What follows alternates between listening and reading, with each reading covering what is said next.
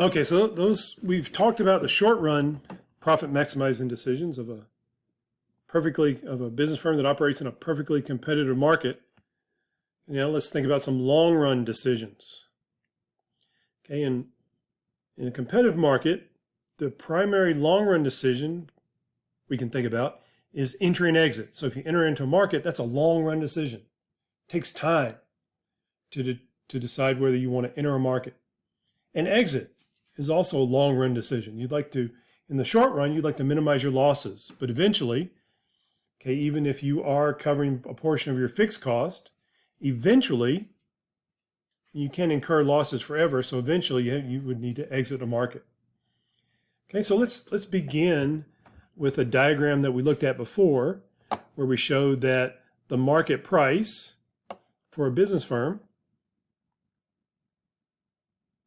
is the demand curve that the business firm faces. So the business firm can sell all the product it wants at the market price that's determined where demand and supply intersect.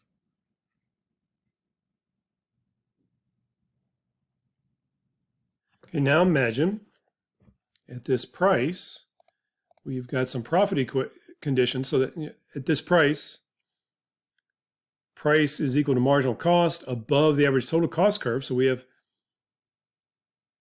this business firm is earning positive profits. Okay, so imagine what happens when people see a business firm earning positive profits. And just imagine you live in a little town and a business firm is someone you've known forever, who all of a sudden opens up a new store and after several months begins driving a big brand new car.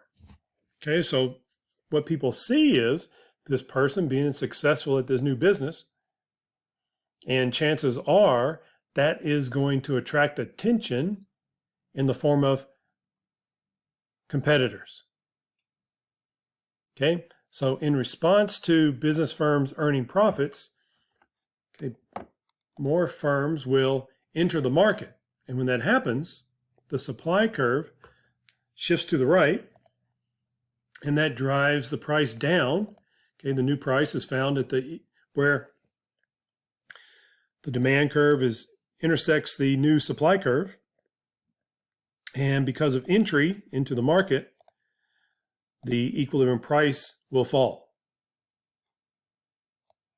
Okay, now imagine the opposite situation. So here we have a situation where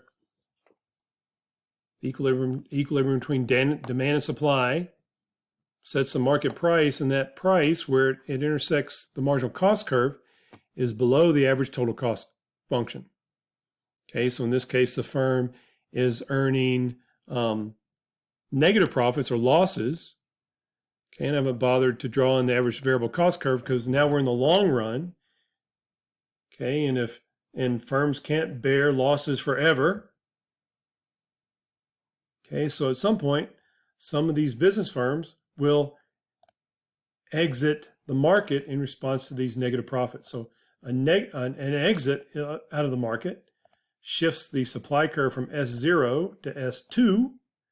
And when firms exit the market, okay, that creates, at the old price, that creates a shortage, and then the price that drives the price up from P0 to P2.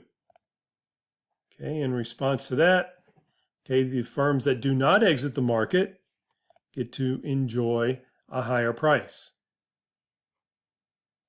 Okay, so the combination of those events leads to this very busy figure 8-8 in the textbook. Okay, but we just summarized this piece by piece before, so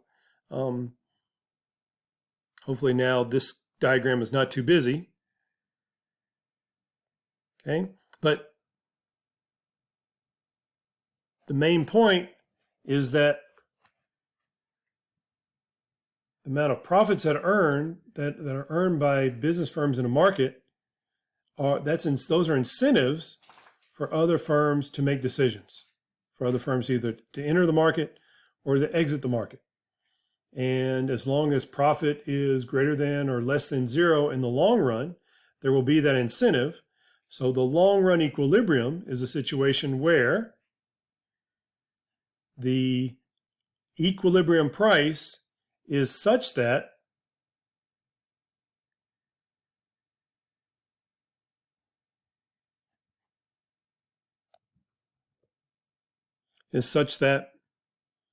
the price line is just tangent to the average total cost line,